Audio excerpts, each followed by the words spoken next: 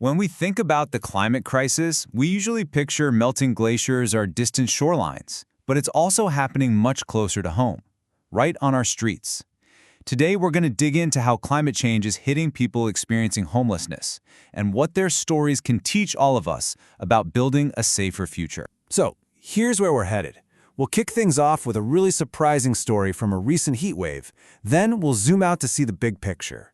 After that, we'll dive into some powerful solutions, from brand new ideas in social work to some really ancient wisdom, before we wrap up with a big final question. All right, let's start not with the huge global number, but with one single, kind of baffling event that happened in Canada, and it really messes with what we think we know about who's vulnerable. Okay, so picture this, the summer of 2021. This absolutely brutal heat dome parks itself over Western North America. It ended up being the single deadliest heat event in Canadian history. And, the headlines and everyone's first thought was the same. The people without shelter, they're going to be hit the hardest. It felt like a horrible, unavoidable tragedy. But then the numbers came in and they were shocking. People experiencing homelessness, the very group with the most exposure, made up only 3 of the deaths. That's just half of 1% of all the fatalities in British Columbia. So this raises a huge question, right? A real paradox. How on earth did the group we all assumed was the most vulnerable turn out to be the smallest group of victims in this disaster? The answer is, it's not what you'd expect. It wasn't some miracle. It was people. It was deliberate, coordinated action. A whole network just snapped into gear. The warnings on the news weren't general. They were aimed specifically at folks without shelter. Water wagons didn't just wait for people to find them. They went out to where people were. Cooling centers opened up right in the neighborhoods where they were needed most, and outreach teams were literally on the streets, checking on people and offering help. It was a powerful lesson. Fast, focused, community-led support saves lives. Period. And that local story, that incredible story of survival, it actually points to a much bigger global truth. See, climate change doesn't just create new problems out of thin air. It finds the cracks that are already in our society, and it just pries them open wider. The term experts use for this is social vulnerability. And it's a really key idea. Climate change is not an equal opportunity disaster.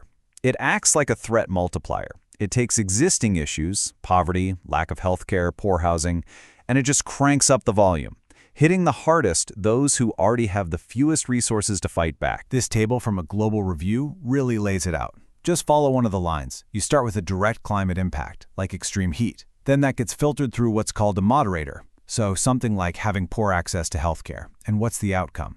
Serious physical and mental health problems. You can see how these climate events just cascade through our social systems and lead to absolutely devastating results. And here's the real kicker. The very thing we think of as the ultimate solution, shelter, a house, is a huge part of the problem. You might think building a house is the most carbon-intensive part. But look at this. Over a building's entire 50-year life, the construction is only about 22% of its footprint. The day-to-day running of it, the heating, the cooling, the lights, that's over 75%. It's the living in it that has the biggest impact. So, if the problems facing people and the problems facing the planet are so tangled up, it means the solutions have to be too. And this realization is actually sparking a whole new way of thinking, an approach that ties social justice directly to environmental action. It's called eco-social work. And the core idea is actually pretty simple, but it's also totally profound. You can't separate the well-being of people from the well-being of the planet. They are the same fight. So to really solve one, you have to solve the other. It's about shifting from just, putting a Band-Aid on the symptoms to actually tackling the root causes of both social inequality and environmental destruction. And this isn't just some academic theory. Not at all. It's about real-world action.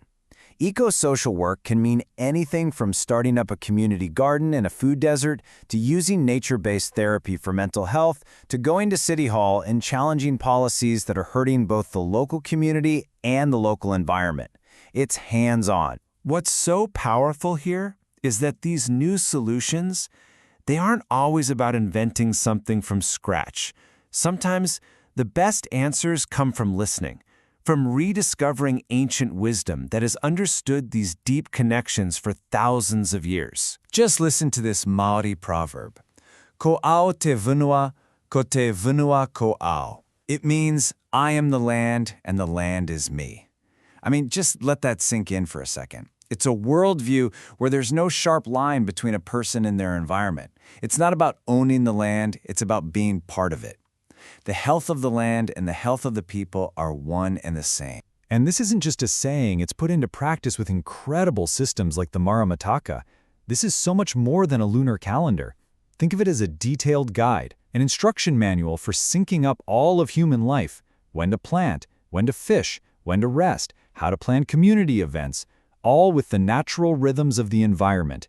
It is a blueprint for living in balance. So when you take that kind of profound, ancient wisdom and you combine it with the best of our modern data and technology, well, that's when you get a really powerful roadmap for how we can build better, more resilient futures for absolutely everyone. But we have to be smart about it. There's this crucial catch, a paradox we have to watch out for. We try to do the right thing, right?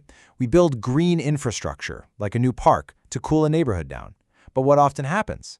It's something called eco-gentrification. The neighborhood gets nicer, property values go up, and the very low-income families the park was supposed to help get priced out. A real solution can't leave people behind. And we have to be building for tomorrow's climate, not yesterday's. Just look at this projection for low-income housing in Sao Paulo, Brazil. As the world warms, the need for heating, it basically falls off a cliff. But the need for cooling, it goes through the absolute roof.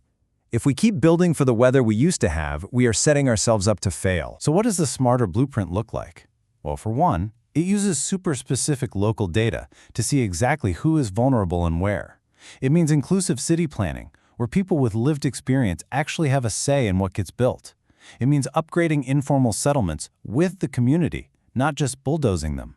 And it means designing clever, low-cost housing that uses simple things like natural ventilation and smart materials adapted for the hot climates of the future. And all of this, the stories, the data, the solutions, it all builds to one last really challenging idea that kind of reframes this entire problem. When you look at a timeline like this, you really see two different stories playing out at once.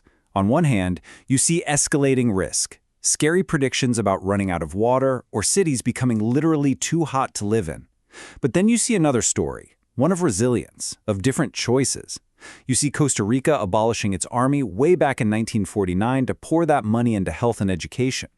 You see a community in Canada pulling together to save lives. And it forces us to ask ourselves a really fundamental question. What's the real threat here?